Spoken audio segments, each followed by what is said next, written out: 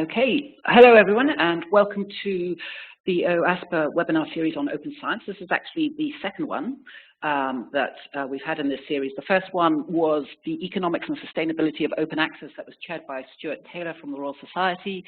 That had Rupert Gatty from the Open Book Publishers and Liz Ferguson from Wiley and Claudio Aspesi, a financial analyst on that. That recording, I think, is available, so do go back and look at it. But today we're going to talk about open science in an hour, which is quite a big topic, and we don't have any publisher apart from myself on the panel, so we're going to hear from people who are actually on the ground and talking about it and doing it. We've got Danny Kingsley, who is the Deputy Director of Scholarly Communication at Cambridge, and so she has a huge role in both advocating for open access and implementing policy at the university. Chris Jackson, who's a proper real researcher, and he's a geologist and professor at Imperial University, and he is very interesting because so much of open science is seen to be driven by those in the biomedical community, and Chris comes from an area in the earth sciences, geologists, where that high impact paper is not the crucial thing. Working with industries and patents are more important. So just to get a slightly different perspective from him. And then we've got Eva Méndez, who's from Madrid University, and she is chair of the Open Science Policy Platform, as well as being a researcher herself. And so she can give us both a view about what's happening in Europe on the Open Science Policy Platform, and she's also an expert around data sharing and metadata. So with that, we're going to kick off. But first of all, we've got my slides. So this is my bias. I'm Catriona MacCallum, by the way, and I'm Director of Open Science at Hindawi, which is an open access publisher. And this is what I consider is both the challenge and the opportunity for open science. And open science is about open outputs, not just open access to the literature, but open data. And it's also about open infrastructure, and that includes the metadata as well. And if we have that, and we've got the technology to do that, we can provide access, we can provide the means for reuse, and we can provide better means to discover information through text and data mining. However, all of that is dependent on whether we can change the existing culture. This is my own personal view around how we reward researchers and incentivize research community to actually collaborate, share, make their work open, communicate with the public, and engage, and so on. So with that bias in mind, I'm now I've just introduced you all, but there's our name again. We've got various Twitter handles, so feel free to tweet about this, and the at OASPA Twitter handle as well. But with that, I'm going to hand over to Danny. So over you go, Danny. Hi, sorry, I'm waving around like an idiot because I've been sitting in a room and the lights have just gone off, but I think you can still see me. So thank you very much for this invitation, and I hope you can hear me. I'm speaking fairly close to my microphone, so I'm clear. I'm talking today, my aspect is to talk a little bit about introducing open research and then talking about it from an institutional perspective about what it means for an institution to talk about open research. So if I forward on the slide, so one of the reasons we need to think about open research is one of the problems we've got with our research sort of setup at the moment is we've got one way of rewarding people. The only thing that counts in research is the publication of novel results in high-impact journals. That's it. It doesn't matter what else you do. It doesn't matter how great a teacher you are, how many of your students go on to do wonderful things. What we've got is one way of measuring success. And this causes all sorts of problems, and I'm going to be talking about open research being a solution to this particular problem about reward. But one of the problems that I'm not going to talk about today that was covered at the Royal Society event a few weeks ago on changing research culture is what this kind of way of rewarding researchers in this way causes is really cultural problems within our research community, because what it creates is bunches of stars. So you've got star researchers, and when you have star researchers, what you have is a very, very fertile environment for people to become very powerful and not necessarily sort of accountable. And so it does create this environment which is resulted in quite a serious problem with bullying and so on, that we've got a cultural issue that actually stems from this way of rewarding researchers. So I'm not going to talk about that today, but it is another aspect of this question about open science and the kinds of issues open science might help. So moving on. So there are a whole heap of words in this space, and they're all quite hard to pronounce, I'm afraid. And so there's been some focus recently on questions to do with the sort of credibility of science. How much can we trust the results that we've got in our research outputs? And so there's a group that does a reproducibility project where they take research projects and try and redo the experiments and see if they get the same answers. In this particular one, it was 100 psychology studies that in the original studies, 99% had significant results. It was less than a third when those studies were reproduced. Now that indicates a problem. Another word in this section is integrity, and so the UK Parliament has just recently finished a research integrity inquiry, and what that's talking about is not just making sure that if you're working with research participants in a process that you treat them well, which is obviously part of the question about research integrity, but it's also making sure that when you publish your results, those results are honest results of the full experience that occurred in the research process. So because the only thing that counts is novel results published in high impact journals, there are activities that go on in relation to maybe data points or eliminating data points or manipulating your results in a certain way to make sure that your result is novel, and hence the problem with reproducibility. Then we move into replicability, and this is the focus of the National Academies of Science, Engineering and Medicine, which has now got a replicability and reproducibility group. They have been running since 2017 and meet every couple of months. And the last one, which is almost impossible to pronounce, which is irreproducibility, which is the National Academies of Science focus about this crisis in modern science.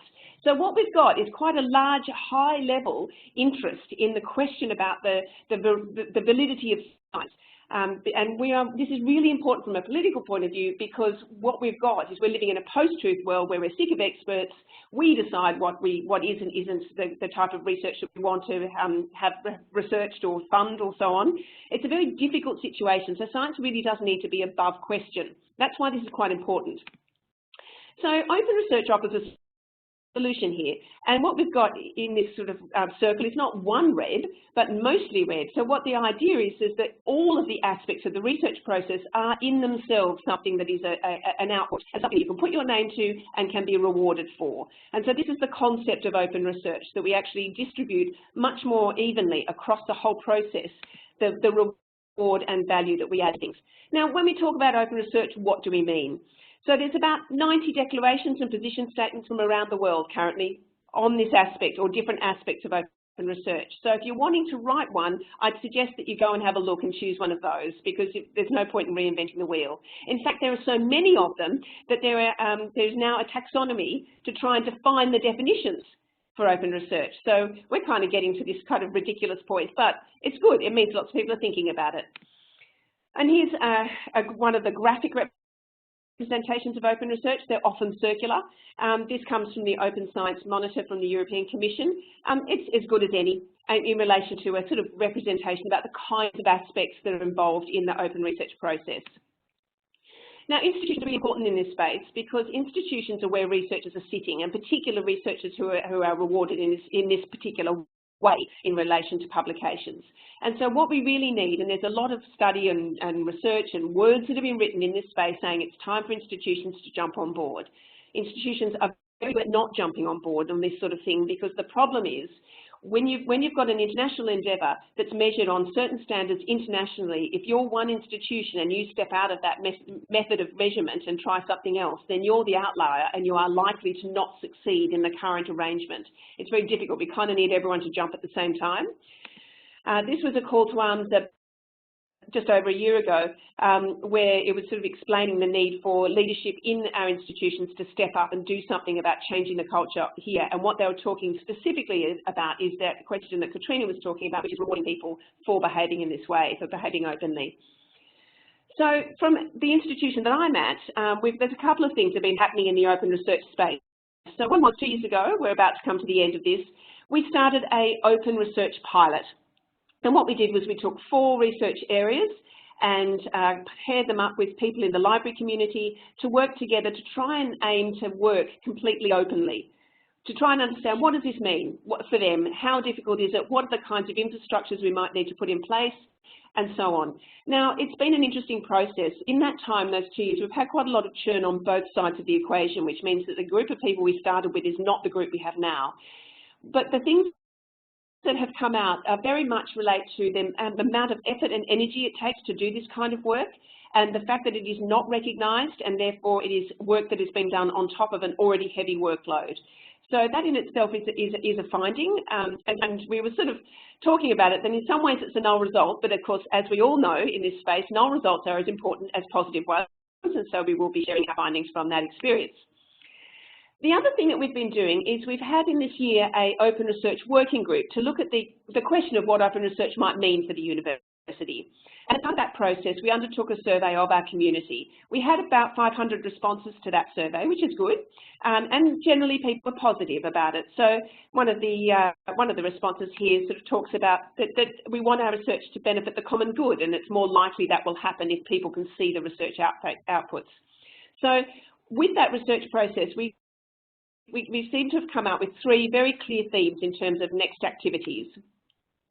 So one is the reward and recognition, as we've already mentioned a couple of times. The comments about workloads were frequent. People are overwhelmed. This is extra work. What do they need to stop doing? Why engage with this if it doesn't count to what matters? So what is clear here is, from an individual perspective, the benefits of open research aren't always obvious. But the disadvantages are very, very clear, and it's risky, and while it's unrewarded, it potentially offers things like others a chance to get ahead. If you make your data available, somebody else may publish the publication in the high impact journal and get all the credit for it. The second question is training and guidance. So there were varied responses. We did actually specifically ask about this. We said, do you think you need training and guidance? There were some very strong responses saying that we don't need to be trained. We shouldn't have to be trained on systems. If the systems need you to train us on them, they're not good enough. Now, we have broken those responses up into 2 sections because systems are one thing, but really we were talking more about the concept of open research and training in the sort of philosophy or how to write a data management plan, those sorts of things which are not systems based. So there seemed to be a lack of understanding about what kind of training might even be needed. Also, those responses did indicate, rather disappointingly from my point of view as somebody who advocates in this space, a fairly high level of confusion about even what open access means and what research data management might mean. And these are things we've been doing now for years in the university, so we're obviously going to have to go back and readdress our advocacy campaigns. So our conclusion is training might not be desired, but it may actually be needed. The third question is the infrastructure one. Now, we already have an integrated solution to deal with data and open access. People put things into our system called Symplectic Elements, which automatically makes a record in our open access repository for them. So those things work. But there's much, much more to the infrastructure question. And so what we're looking at is the bigger picture, because if we have any move to open research, it means that we've got to provide systems and processes that work for people, otherwise it's not going to happen. So it's not just those institutional-wide systems, but also the international infrastructure that we contribute to, like archive and other infrastructure. So we need to really understand this in a comprehensive way.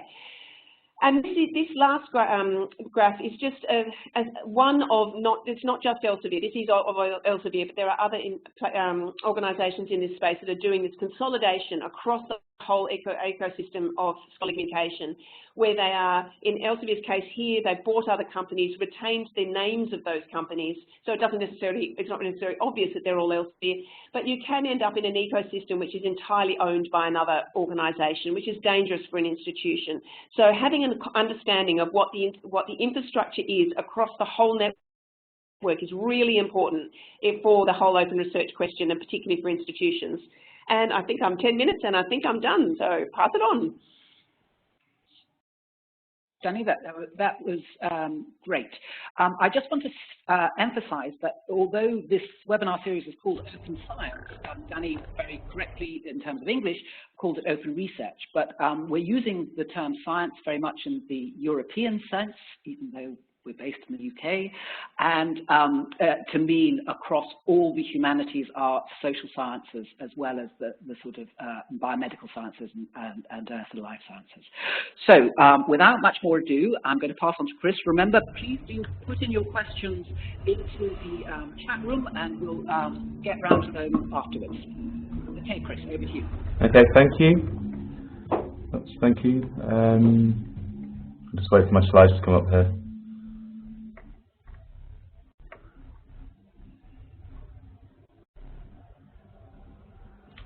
There we go. Yeah. So hi. My name's Chris Jackson. I'm based at Imperial College here in London.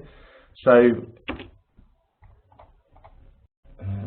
just try this. Yeah. So just to give you a bit of my background, I'm an academic here. I'm a geologist. I've published a lot. I've also edited for 3 different journals, and also a really important point to make here is that I've trained a lot of researchers. I've worked a lot with PhD students, so there's 16 or so graduated. I'm probably working with that and a few more at the moment in Imperial and other institutions. So I feel really kind of passionate about open science and open research, because as an educator and as a scientist, as a researcher in general, we have responsibilities not just to train people in technologies and tools and hardcore science, but also the ecosystem that occurs around them as well. I think that's something researchers should be really aware of. It's not just getting numbers out of something, it's actually learning how to train people to communicate those numbers and to convey the importance to the general public. So I came to learning about open science, shall we say, by my interactions with things like ResearchGate when they started to take off, and then I started to learn a lot about copyright as a function of that, and then learning about ways of subverting the system as Sci-Hub has done. And through those interactions with those different tools and just those words flying around, I learned a lot about the fact that people want to make their science open and that they want to communicate it to people. And that got me thinking, like, why would you want to do it? Because before, for me, it was just the act of doing the research which was important, and there wasn't so much. And again, like Catriona said, the kind of drivers for the high impact papers things weren't that immediate in the space in which I worked. So, for me, it wasn't drilled into me from my first day at the bench in a biology lab that we needed nature, cell and science papers. That just wasn't a thing for us. So one reason you might want to do it is for H-index. Now this was animated, but it's been sort of flattened out, I see, in this slide. So what I've done here is use Publish or Perish, the piece of software, to kind of plot out my papers along the bottom. So there's 155 of them, the number of citations, the highest one's got over 550. But you can see there that citation distribution to the individual research. Now what does that H-index of 25 or 31, depending on how you want to count it, what does it mean? What stories does it tell about, me as a researcher and how I'm being measured? And like I put in there, I've shown screenshots of different papers. One of them that was in the high impact journal number 5 hasn't really been cited that much, but you could argue that it was very useful. It wasn't published open access, so maybe if I'd have published open access and paid for the gold APC, it'd have got more citations, but even that's not clear. But I just wanted to show this slide to say one reason people might want to be open with their work in the conduct and in the publishing is because it might actually help them with one of the metrics which they're measured by, which is H-index. Even that's not particularly clear whether that will work all the time by publishing open all the time. Some people might just want to be good humans. They just want to connect to each other.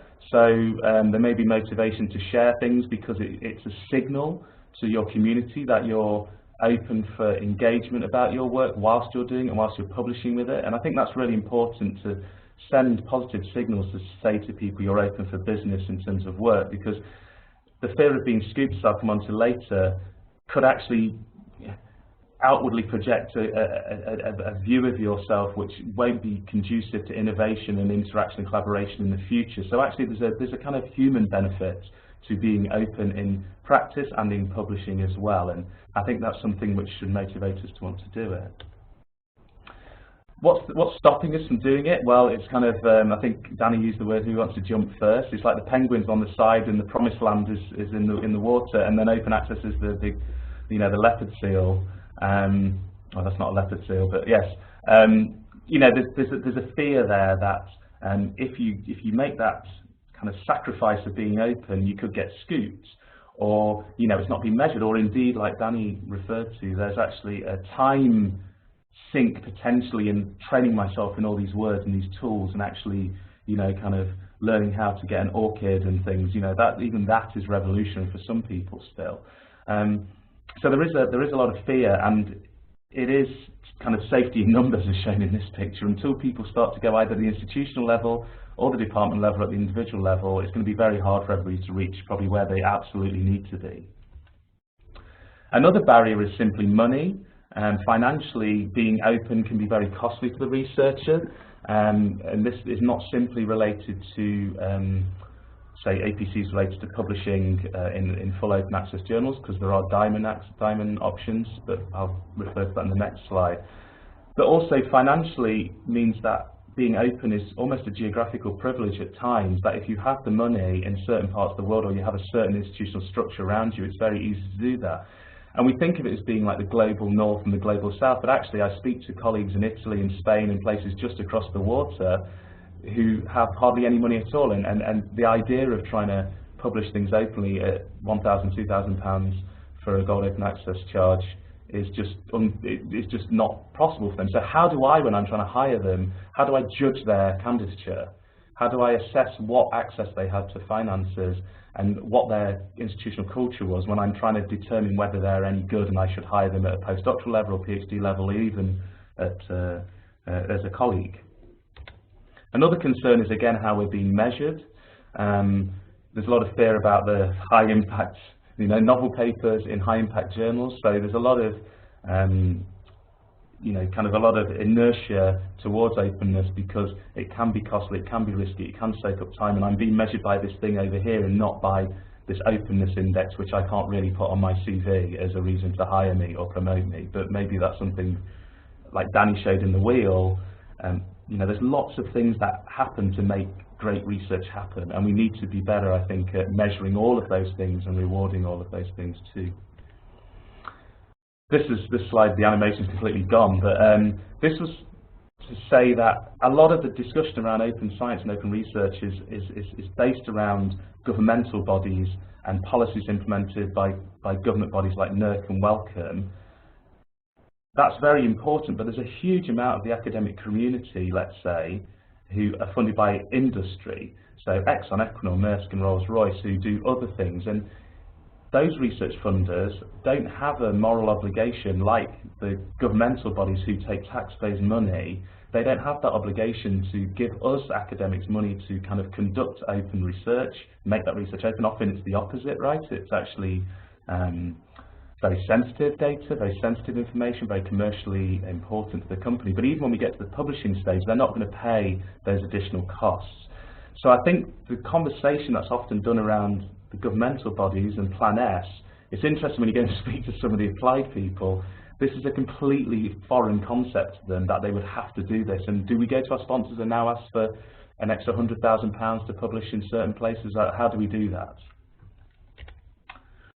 So just to finish off, Catriona was, we were talking about preprints, and preprints is one way that we can be open. And now these last few slides are about like mechanisms to be open, and one of which is preprinting.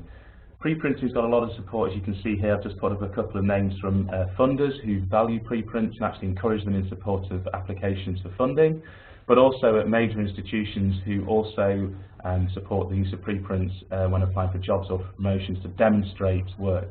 And this is all part of the move towards getting people to actually spend time with the researchers and with their research papers, rather than trying to use metrics as some sort of proxy to assess how good they are, or use it in concert with those metrics, let's say. It's got a lot of support. So PLOS recently announced last week that they are going to be using preprint editors to start scouring preprint servers to try and identify high quality research that they'd like. So the publishers and big publishers, the biggest publishers, shall we say, are starting to engage with preprints, and that's hugely positive. Nature and Science have made nods towards this as well.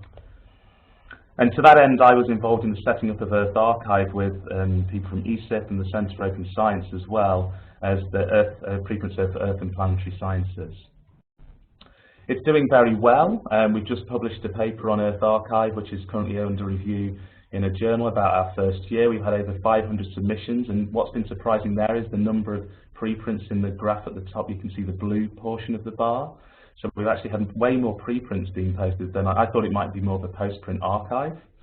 We've had around 10 submissions a week on average or so, and that's led to, given us about 1,000 downloads per month or so. So, you know, it's doing quite well, and it's growing at a steady rate. It's not flattening off. So this way of using preprints to show to people this is how our research is being conducted, and also as academics come under more scrutiny by the government and the people who don't like experts, showing that our work is in progress and showing it is dynamic and it's being done and it doesn't just turn up with a bow on it in the journal. It actually has a life, and this talks to things like open peer review as well as being very open about our interactions as scientists that lead us to finally publishing something.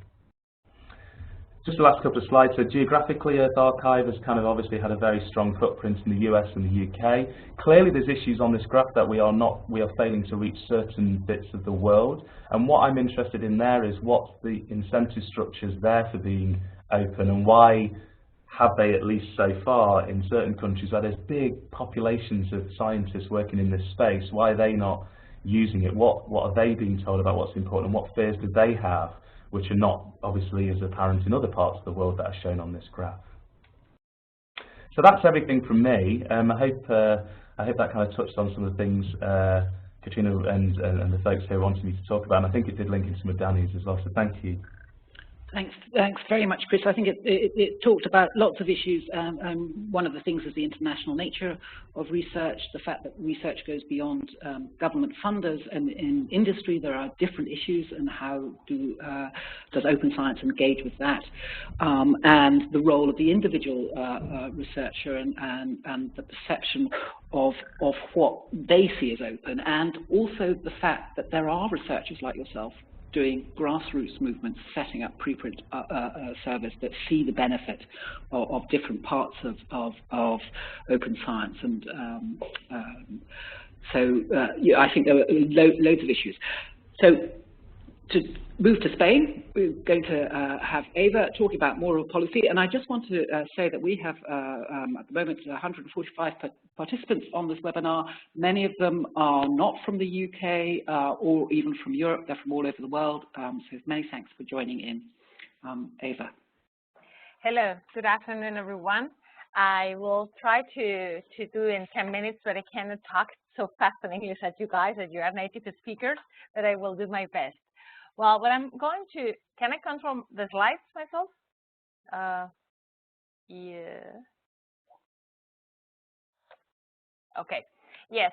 I probably can't talk about open science with many hats, but as Catriona said in my introduction, because I'm a librarian by training, I'm myself a researcher. I have to publish in journal Impact Factors too.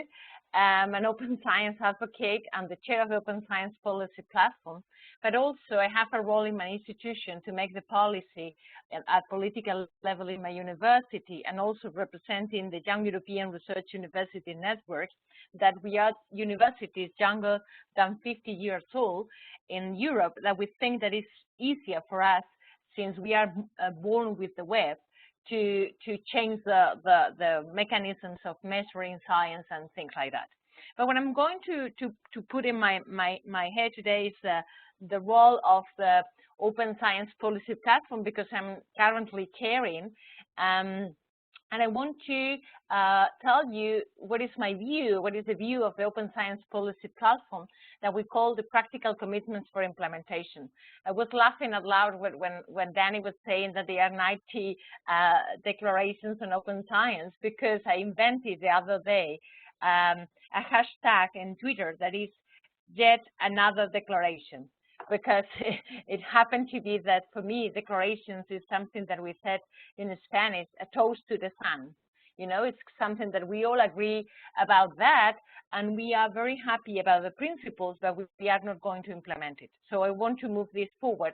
And I would put you, since I'm expecting that you are publishers and my research is about metadata, I was thinking about how to show you up something about how to make a practical implementation on the publishers doing better metadata, which is something that you really can do. Cool metadata for open science. Well, this is here where we are. This is the definitions. I like the definition from Commissioner Méndez, but I like very much the tweet that always Catriona mentioned, because I think it's really, really good to give back to the society and let them think about our own research is what it is really open science about. But I have my own interpretation. This is my mushroom, because people say that open science is an umbrella term. And when I start making my own umbrella, I say, no, I should make a mushroom because I need roots to put it on this growing up the open science. But then I have a friend that he's a mycologist, and he told me that the mushrooms, they don't have roots. So it's biologically incorrect mushroom, but it's perfect to explain what is open science, because we need a research integrity system. We need research infrastructure. That is something that my colleagues have been mentioned before. And we need a reward system. If we don't have a reward system that is compliant with the open science movement and open science practices and whatever we want to put behind the mushroom, it's never going to happen. So this is my particular definition on this.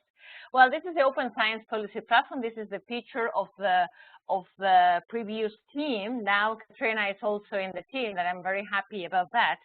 And now we have also a Twitter account, because this is something like I want people to hear people to connect with OASPP and share the practical commitments for implementation. This is the state of the policies in Europe about what are the main policy actions that we have to do in the European agenda to make open science happen, and the top at the 8 top level ambitions, that they are 4 of them related with the outputs of the research and how we deal with them, and 4 of them related with the actors or the stakeholders of the research.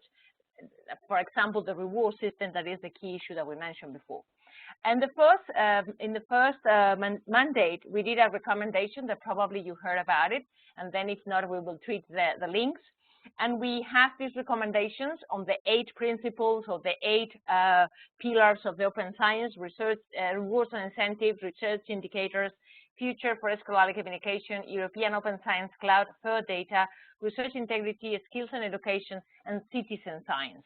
But we make the declarations by a stakeholder group, because it's not the same to be a research infrastructure that being a poor librarian in a university library in an academic university. So the point is that we have to focus the recommendations of the stakeholder group. But for me, the idea of open science is always like the Groundhog Day, you know, that every time we start with the same. We have to change from vision to action. That's why my slide, I quote that this is the slide when we started in the Open Science Policy Platform in 2016. And then I don't want to start again and say, well, now it's going to happen, guys, but because I do really want it to happen. So that's why the perception of the practical commitments for implementation means no brilliant ideas that people can make a declaration out of them. Means you, at your institution, with your shoes, in your office, in your institutional context, what can you do for open science regarding the 8 challenges? For example, I'm a researcher. What can I do related with the data? Okay, I will share my data. My own data can do it. I cannot oblige the whole world to do it, but I can share my own data. I'm a librarian. How can I join the open science movement? I will help the researchers to make their data fair compliant, for example. I'm a publisher. What can I do for research, open research, and what can I do for make a better science? Perhaps you can improve your metadata. So that's why I choose this example about a practical commitment for implementation from the perspective of a publisher, of the perspective of somebody who deals with research outputs.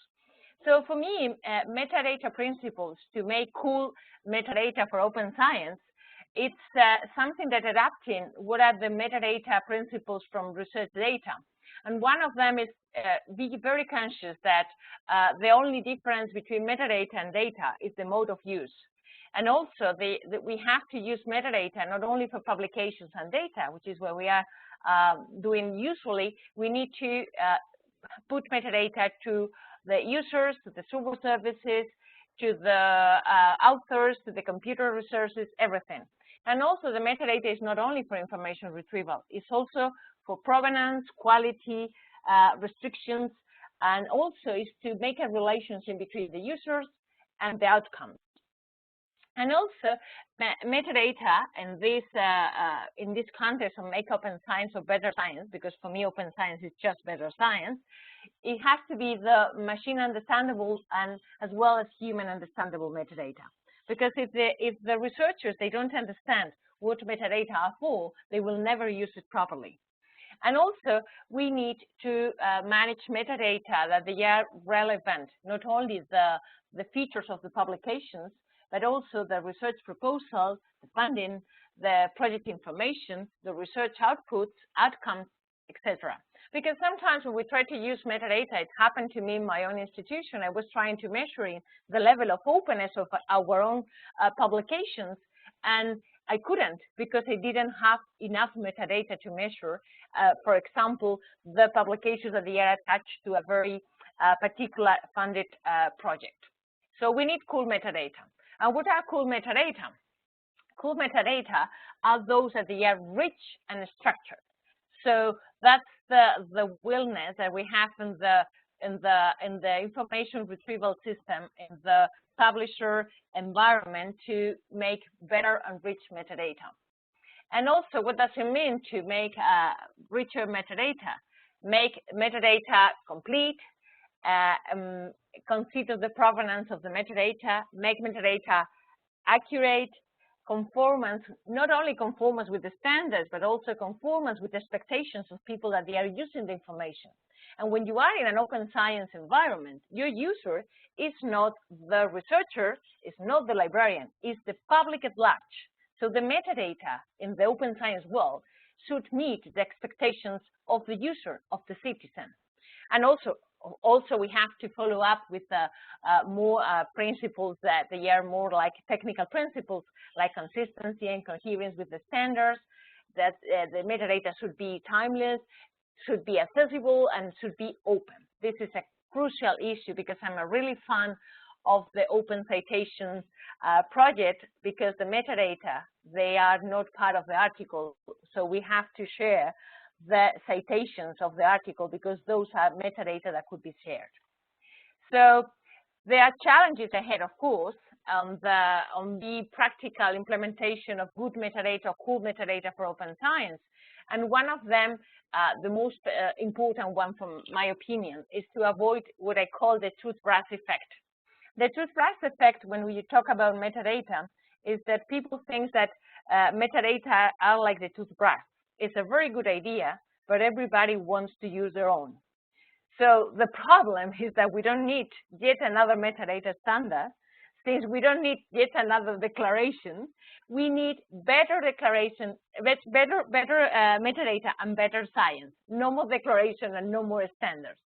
Okay, so that's my 2 cents. I don't want to be very technical because my other colleagues were very much attached with the reward system, and if I just keep going on metadata and vocabularies and things like that, probably it will be too much. Thank you very much. Many thanks, Ava. So that's a sort of whistle-stop tour around aspects of open science. There will be an ongoing series of webinars that OASPA will host where we'll dig into some of these issues more deeply. But I think one of the main points is that Ava was talking about is that open science is not just about open access. There's a massive pipework and infrastructure and scholarly digital network underneath that needs also to be in place if open science is to reach its potential. So I wanted to sort of just slightly end with this slide because I think open science provides opportunities and challenges. The technological opportunity is to actually create a truly open and reusable technical infrastructure for scholarly communication. And our economic one is to actually fundamentally shift the business relationships between scholarly publishers and the research community from a model based on ownership, control, and journal brands to one based on value-added services, collaborative partnerships, and cultural engagement. And then the third, which I think is the hardest challenge and one to which all three speakers have spoken, is the cultural, to decouple the communication of scholarly work from its evaluation. Within the biomedical community, that's removing journal competition and evaluation, but we know that there are other, from Chris, that there are a whole wealth of other activities as well that might be driving how researchers behave and share their work, how funders evaluate that work, how industry awards its grants, and so on, which we haven't yet addressed. So there's many issues. So now we're turning to the fun part, which is the question part. Please do put in your questions to all panelists. I'm going to just start to go through them from the top. So the first question I have is,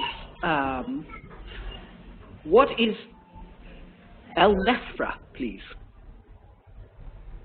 Ava, I think that's it. Oh no, that was a later one. Actually, maybe I think I should start. Sorry, I'm at the wrong end of the questions. I beg your pardon. I think it was in my slide. Infra. It's a more American acronym for the digital research infrastructures, electronic infrastructures. Sorry. So I have a question here. What is the opinion of the presenters on the influence of the European Open Science Cloud and Plan S on open science? Who wants to take that one first? Okay, Chris. Well, I mean, the only thing I would say is this is kind of the big stick, isn't it? It's one of the big sticks. I mean, if Plan S has done anything, whichever bits you do and don't like about it, it's got a certain subset of people talking principally through fear. Some people think it doesn't go far enough. Some people think it goes too far. I'm learning a lot from the discussion around what it's going to look like. But it is interesting because it is just, like I say, a big stick. It's like, you know, this is how things need to be done, and some people don't like it, but I still worry that it's, you know, if I walk along my corridor here, there's like 20 people, like 2 of us would have heard of it. So I think until somebody actually goes to submit a paper or they try and do something with some funder's money or something, only at that point will they know about it. I don't know what Eva and Danny think. I think it's an interesting question because there's a deep concern among academics that Plan S and open science more generally limits their academic freedom. Perhaps, I don't know, Chris, as a researcher, do you feel it's limiting your? Well, like I say, a lot of our finances doesn't come from, you know, government funders who would be signatories to Plan S. So for us, it's actually, I honestly don't think it's going to change our world that much for a certain subset of researchers, but it clearly will for a lot of other people. There's a lot of concern and rightful concern about it. Yeah, I think the people have got a good reason to worry about it. Oh, well, have they? I don't know. I don't think they probably do, actually. It might just require that cultural change to happen. So, Ava and Danny, do you have? Can I come in? Yep. Oh, you're muted, Ava. You've muted yourself. You need to unmute yourself. Sorry. I did all the contrary. I think the Plan S is, in some point, it's a practical commitment for implementation. We have been dealing with open access for 15 years, and nobody in a committed way, in a big, you know, initiative, have made just a step forward and make something practical. Nevertheless, I think it is, you know, just a very partial solution and controversial solution, because disciplines are different. They have different ways of being funded. They have different traditions and cultures to publish. And also, the problem is that it's only a part of the research, which is the publicly funded research. It's what I call the golden rule. You have heard that, Catriona, probably before. The golden rule is who has the goal puts the rule. That's fine. But what happens with all the other researchers that they don't have a big funding to pay at APCs? So it's just a partial solution. I'm happy that it's something, but I'm not happy because it needs a lot of nuances and a lot of things that they can probably be pinned down in the practice. And also they need a reward system attached to that. If not, it's not going to happen. Yeah, and my sort of, I agree with both those comments, and I think that the comment that Chris just made about, if you walk down the corridor, there'd only be a couple of people who would have even heard of this, I think really pushes to the heart of the problem here. We've got a lot of people for whom this is new. For them, it's come out of the blue. They're going, no one consulted me, no one told me this was happening. In some, from my point of view, who's been involved in this space since the early 90s, it's like we have been trying to engage everybody with these conversations for, like 30 years almost. It's just so exhausting. And so I'm sort of frustrated about that aspect of it. But then I also think, well, the whole open access thing, we've got very strong policies in the UK. And what that's done is that the funders have been very good at not helping advocates in relation to actually explaining what this is about, why we are trying to do open access. So what open access has become is a compliance issue. It's another thing people have to do. They really don't like it. And I really suspect that if we actually took all of the policies away tomorrow, that the baseline amount of research that would be made open access voluntarily, so people understand and get the bigger picture, would only be marginally greater than it was before all of this happened.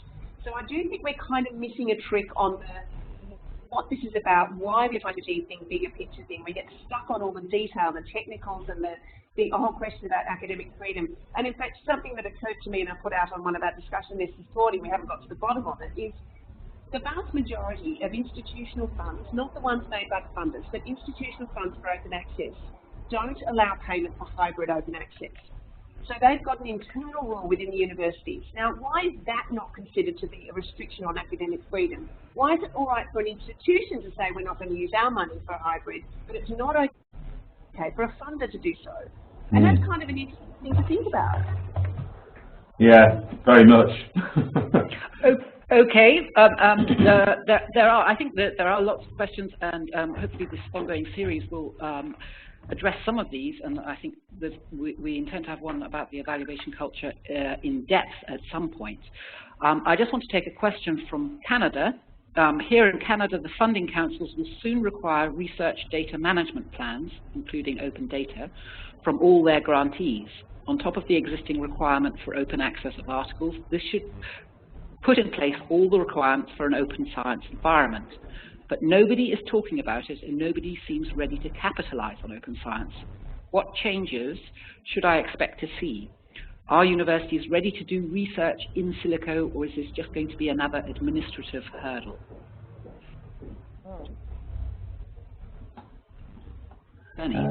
I'm a fan of data management plans. We're talking about bringing them in some form, and maybe not calling them that, for our PhD students, because we now have a requirement at Cambridge that students provide a digital copy of their thesis, which they don't have to make open access, but they do need to make decisions about how they're going to make it available or otherwise. And so a data management plan might be a decision about how much third-party copyright am I using in my work, and what do I want to do with that? Do I need to try and get permissions to make it available, or am I going to write my work in a way that means that I can annex that on, or whatever? So a data management plan is not another administrative tick box. It is actually an extremely useful thing that people should be doing. And so this talks again to the whole question about why we're doing this, and that not being sold and it being sold as another thing you have to do, and what a pain in the bum. Yeah, I think I completely agree.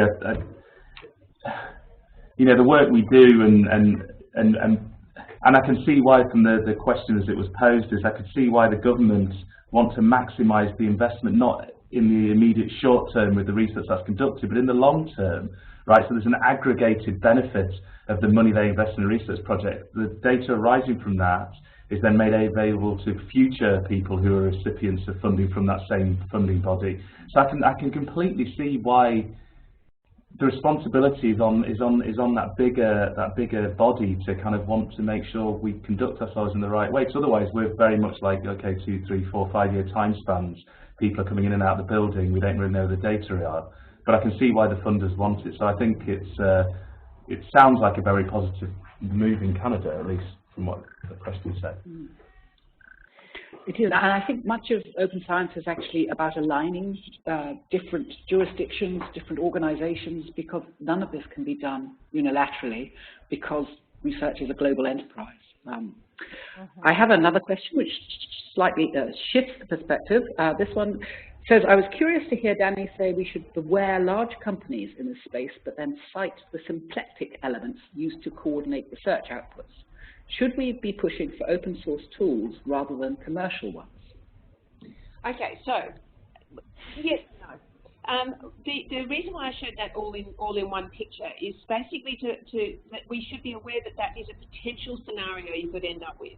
It doesn't say that any of those products are not good products. Many of them are excellent. And I don't actually have an issue with commercial products and paying for them. What I do have an issue with is you're not realising, because different parts of an institution might buy different products for different reasons, that an institution could quite easily fall into a situation where a large proportion of data is actually managed by one company. So I think a bit of a portfolio approach is a very sensible approach. That's the sort of thing I'm thinking about discussing at my institution, and talking about perhaps to procurement, who have an overview of this sort of thing so that they can have that in their kind of like remit. And really having principles, I think, about what kind of companies we work with and what kind of agreements we have with them. So that if we do go in, if we're not using open source material, which is a very good suggestion, if we have a commercial organisation, I think what we should have is make sure that very clearly in the contract is that our data can be extracted without fear or favour at any moment. Those sorts of things, so that you don't find out later on that you're kind of trapped and you didn't realise you're now stuck in a 5-year contract and you can't extract data until the end of it, for example. So it's more just a sort of heads up rather than a don't use this companies. Ava or Chris, do you have anything to add to that? Do you think open source is a requirement, or? I don't think it's a requirement, but everything open. Oh, sorry, Ava, you're breaking up a little bit. Part of the whole thing. It was under my mushroom. Can you hear me? I think from, yeah, we can hear you. I mean, from my side, I was just going to say, that question to me is like, no, I don't have anything to say, because I'm so busy trying to do the research and raise money and get home from work on time to do everything at home. This is why so few people in the corridors know about these things, is because it's at the end of a fairly long list of things they need to know and need to be doing. And that's why until it's the point of entry, like I need some of this paper, and the big red button starts flashing, you cannot do this because you did this, or you didn't do that, that's when people will learn. And it's a very hard way to learn. But maybe we're getting there, where it's like, well, actually, and people saying they've not been consulted, they probably have had opportunities to be consulted around a lot of things. I know I have, and I know I've not said anything because I've been busy doing other things. So, you've got to take some responsibility for a degree of engagement when it's there, so you can drive some of the policy changes you think are fairer to you. Otherwise, it's really hard to turn around and complain. Yeah, and I think the one thing around Plan S is that it is started to engage some academics that weren't engaged previously, and I think actually getting the researcher involved in the conversations we have, and it's not just a publisher or policy one, is incredibly important, and having people like Chris talk about open science to many of us who are already within that bubble. I have another question here, which is also about data and speaks to what actually Chris mentioned about scooping earlier on. One of the commonest objections to data sharing from researchers is that they fear being scooped, which is often said. But the question posed here is it my data or is it the funder's data? Whose data is being scooped? So maybe we could ask Chris that one first, and then get an institutional perspective from Ava and Danny.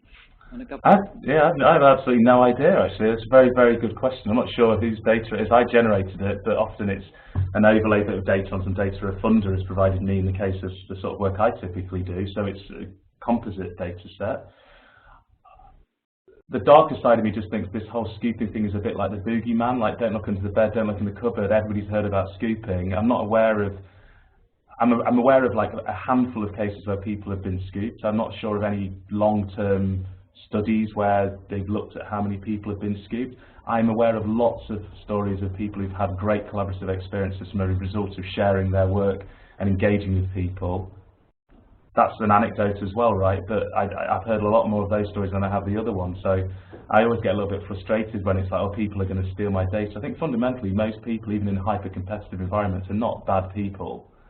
I think they conduct themselves appropriately, and there is a combative element to how we do things, but actually theft of ideas and things, I'm not so sure. I don't know what Ava and Danny think from their interactions with their researchers and their institutes. No, you go, Ava. Go ahead. Oh, well, we talked a lot to our researchers about data, and researchers do have often a very strong feeling of ownership of their data that they've generated, and so there is sort of an emotional, it's often an emotional discussion actually about data. And so when the data sharing sort of requirements became sort of enforced in 2015, we actually sat down with our funders and said, look, there are a lot of people concerned about this question, about wanting to sort of exploit the data as much as possible and get as many papers as possible, going back to that, what's the only thing that counts as novel results in high-impact journals, before we released the data set. And the funders were quite open to this idea that it was not unreasonable to hold on to your data set for a few years and write a few publications out of it before you released it. They said that their primary goal with these policies was just to make sure that they weren't going to pay again for somebody else to regenerate the same data. So that if it was in the public domain within a few years, that was reasonable. I have a very clear answer. Who signed the agreement of research with the funder? You or your legal entity in your university? That's the key issue, because in general, when you are applying for publicly funded research, it's the legal representative of the university who signs the agreement. So that's a very particular thing. And also, I was trying to send you an image for the RDA, for the Research Data Alliance. I'm about twittering it. It's like a person with the money and say, where is my, no, those are my data, and the other person says, no, this is my tax money. So that's pretty clear. I will read it now. There's a comment on the chat panel. In the US, often the university owns the data, but most researchers think they own it. And there is usually a university policy addressing copyright and data ownership. So, but I think there's a lot of sort of misunderstanding about who owns what, where, and what responsibilities all the stakeholders have. And there's a very easy way just to put the blame on one of the other stakeholders, but actually every stakeholder has a responsibility to act within this. Now, I'm aware it's now 4:02 in the UK, and we should probably stop there unless there is any other burning question. Type it in very quickly. But otherwise, I'm going to thank all the panelists. Thank you so much for coming and starting this conversation. It's going to be a long, ongoing conversation, and hopefully we'll have you back at some point when things are more resolved. I'd also like to thank Copyright Clearance Centre, who make it possible for OASPA to host the webinars and make them publicly available, which is great. They're open access as well. And look out for more of the webinars in this series. And please provide us with feedback if what you liked, what you didn't like, what you'd like to see, other issues that you might like addressed within the series. Thank you very much, and goodbye, everyone. Thank you. Thank you. Bye. Perfect. Bye-bye. Thanks a lot.